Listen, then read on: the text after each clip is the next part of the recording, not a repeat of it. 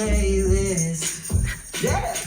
Hey guys, it's Krystal and I'm here with my little sister, Gaby. Hi guys. And today we made a little Christmas song all on the iPad Pro. But before I get into the setup and all the things that we used for that, we were inspired to do this by an Apple Music event that we went to where we sat down with a bunch of musical creatives and artists and we made a Christmas song in just under 2 hours.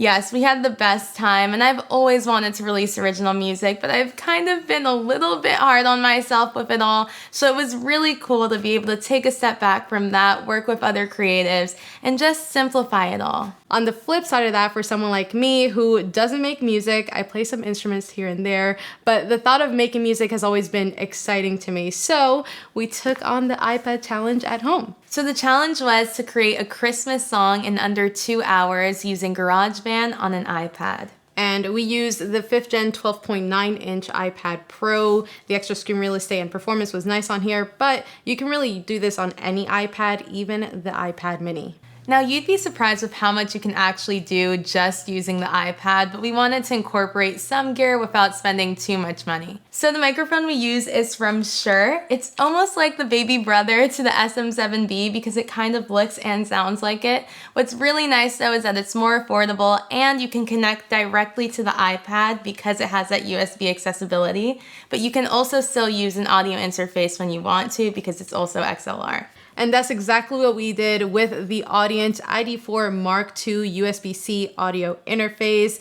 Not only is this on the more affordable side, but this is especially nice because it's bus powered, so you don't have to plug in for power. It's truly a great on-the-go setup. And on top of that, you also have a headphone and speaker out option on top of microphone and instrument in.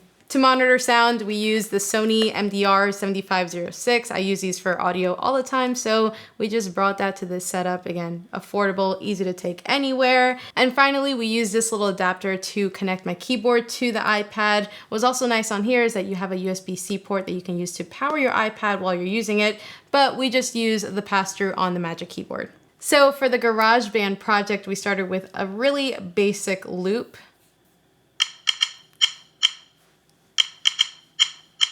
And there's a ton of loops in the GarageBand library. You can literally sort through and it kind of like can get you a feel for what you want your song to start. Like it's just like for inspiration. So we just dove through. There's a bunch of instruments, genres. You can even download more if you wanted to. Then we messed around with a few different keys and we ended up at C major. Then we laid down a few chords and we went with a basic 2-5-1 chord progression. And those chords were D minor, G, and C. Now to make it a little more Christmassy feeling, we went with 7th chord versions of those, which are D minor 7, G7, and C7.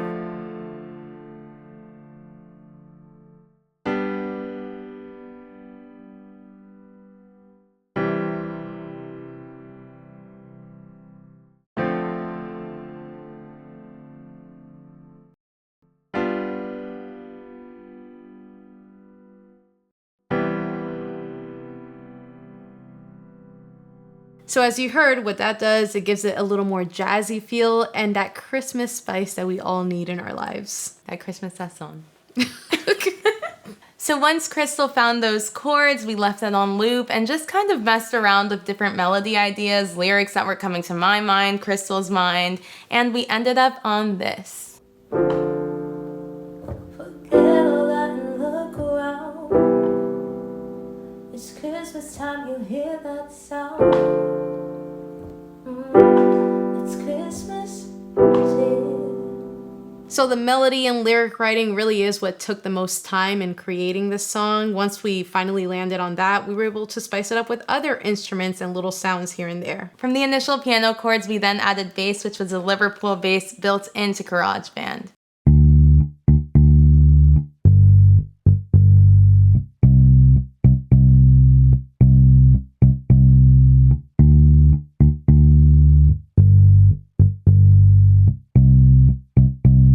that bass though. I really liked the sound of that GarageBand digital bass. Even though I play bass myself, I went with this one because again, we're under that 2-hour challenge trying to just get things out and lay out our ideas. And with GarageBand, you can do that with a touch of a button. Next, on top of that, we added some acoustic guitar, again, built into GarageBand because I am not a guitar player myself. So we're able to easily do that on here.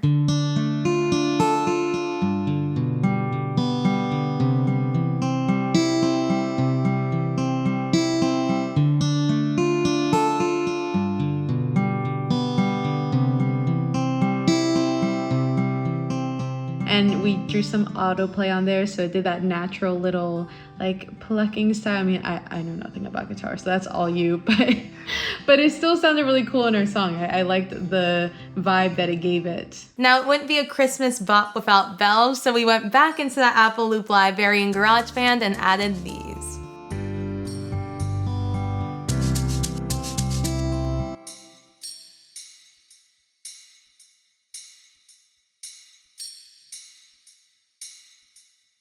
Now, I was surprised with the amount of control you actually get to GarageBand. We added a lot of EQ to every instrument and also some echo delay onto the bells. So I was able to really change up the original sound of those bells that we found. So the last little element that we added was some maracas. So we went back into the library and added these.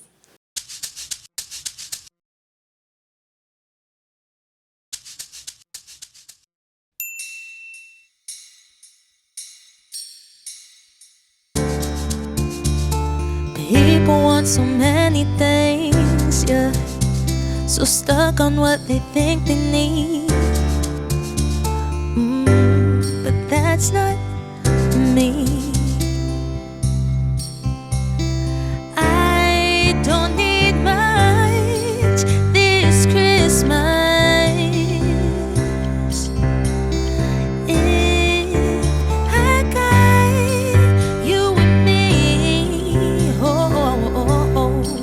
yeah.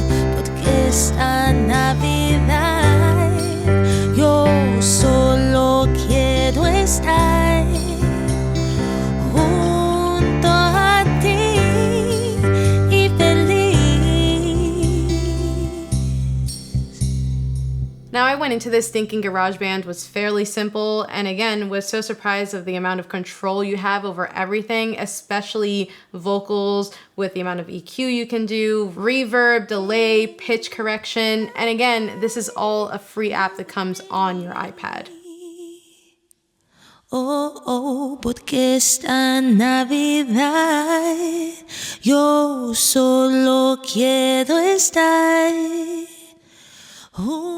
You really have the capability of achieving that professional full sound. If you give yourself time with it, honestly, the possibilities are endless. From my perspective, I've always primarily made music on the Mac, so doing this on the iPad was really eye-opening and just really cool to see. Now, if you want to check out the song on its own, we also uploaded it as a short on Gaby's channel, so make sure you head on over there and check that out. Thank you guys so much for watching. Don't forget to subscribe, and Hasta luego.